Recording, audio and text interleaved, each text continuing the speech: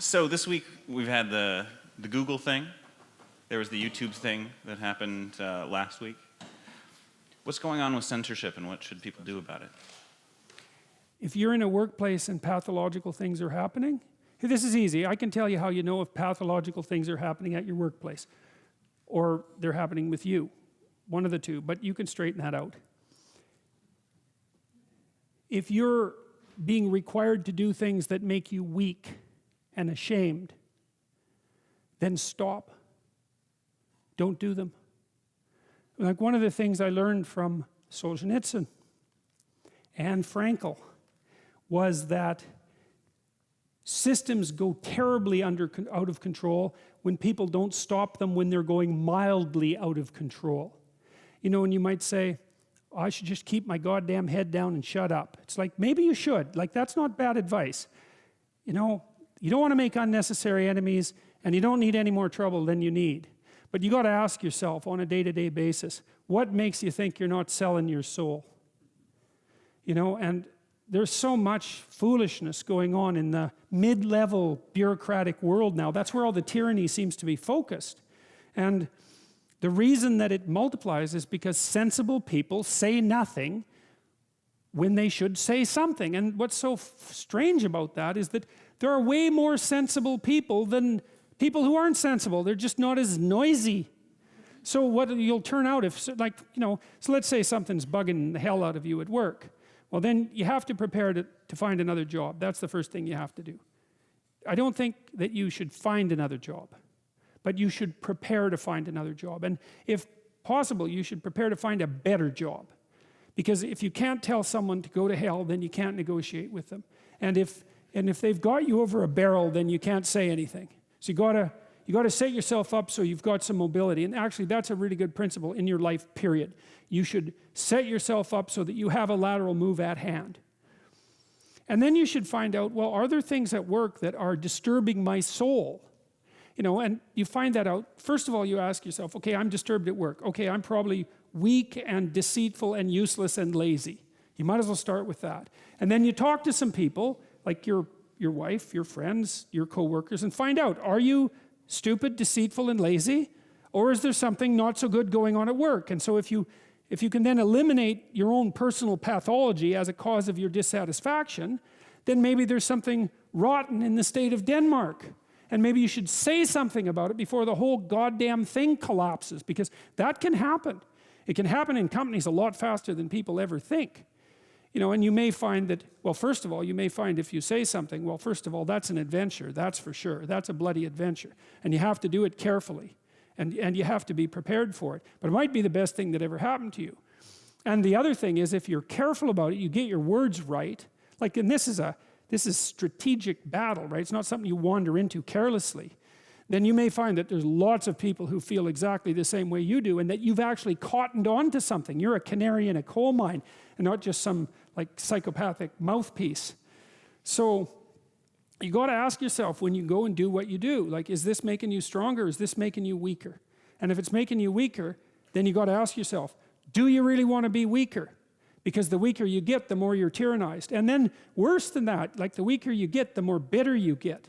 And the more you'll work towards terrible things, the more you'll snap at your wife, the more you'll kick your kids, you know. Like, it's no joke to be tyrannized at work. And so I would say you have an ethical responsibility as a citizen to forthrightly confront creeping tyranny no matter where it occurs. And part of what we're learning, I would say, from these stories, if we're learning anything at all, is that if you're aimed at the good, which is a question you really got to ask yourself, you know, if you're genuinely aimed at the good, then take heart, because you're a lot stronger than you think. So I have a follow-up question. Okay. So I'm speaking to, there's lots of people who are in this situation.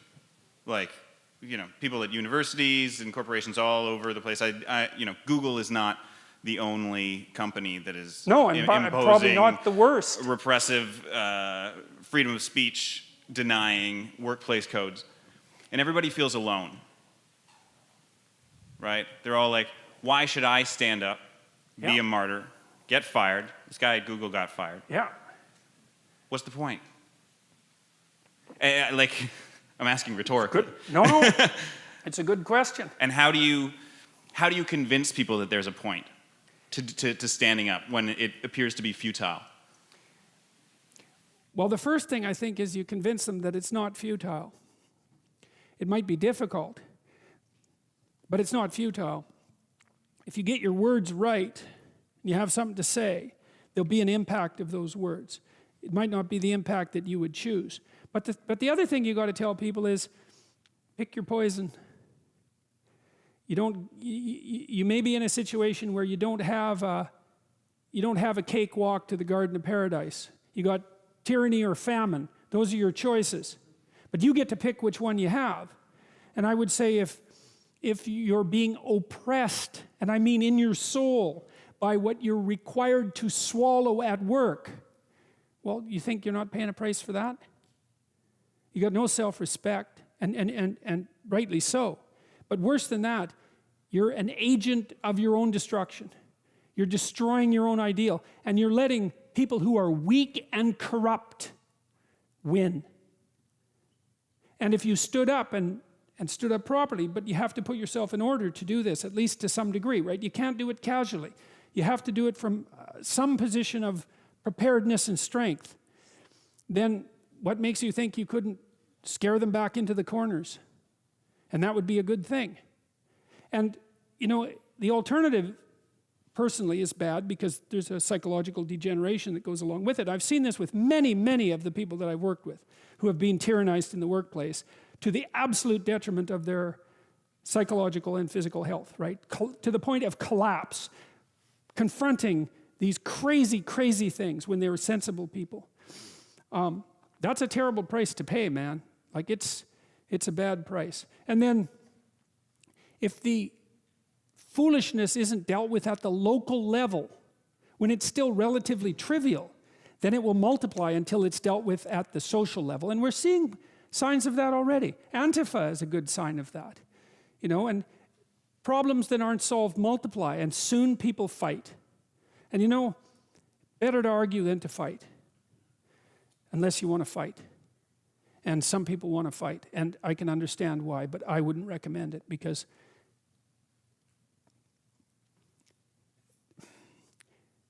that doesn't lead good places.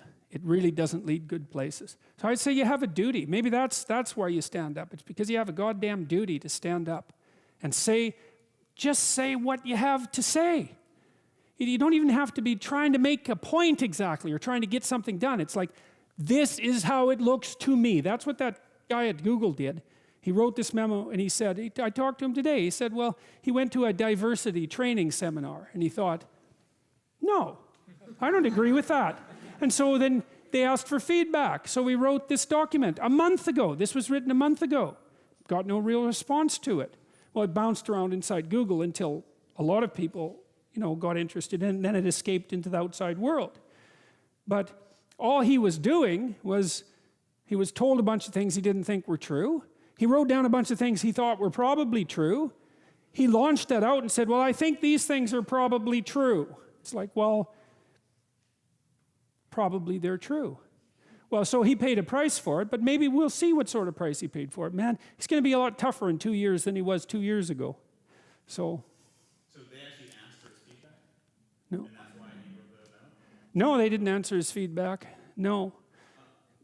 But, well, you can watch the video. The story's there, but that's kind of the outline of it. So sorry to monopolize this. I have one other question about this, and I think it's important. Aside from Google just being a workplace, right, it also controls, they own YouTube, right, which is imposed a new censorship scheme. And it controls a huge amount of the information that people get. This is true. And so what happens to society when companies such as Google, which control our information, start to censor not just themselves and maybe the information that's coming out to the rest of the world? How much is this already happening? Yeah. And how much? How about if we refuse to find out? That would be good. You know, like I reviewed this guy's document. I did that yesterday, and everything he said was validated by the scientific literature. So what has happened is that someone has been fired publicly by a major corporation for stating well-grounded scientific truths. Right. They're exactly the sorts of things that I say in my classes, for example, and the reason that I say them is because I read the literature. It's not because I'm personally happy about the facts. I think IQ research particularly is so dismal that you can't possibly read it without being seriously disheartened. If I could reconstruct the world so that the IQ research wasn't true, well, it'd sure be tempting, you know? But that's not how science works. Science doesn't tell you what you want to hear. It just tells you the way it bloody well is. And he got pilloried for revealing a good fraction of current scientific knowledge about gender differences. Okay, that's not good. And as you said, that's a big company and it controls our communication. It's how about we do what we can to ensure that these large communication companies don't get to impose a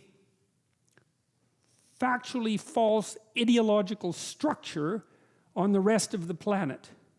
Well, you can think about supporting this guy who blew the whistle. There's a fundraiser for him online. He could use some money. He wants to sue Google.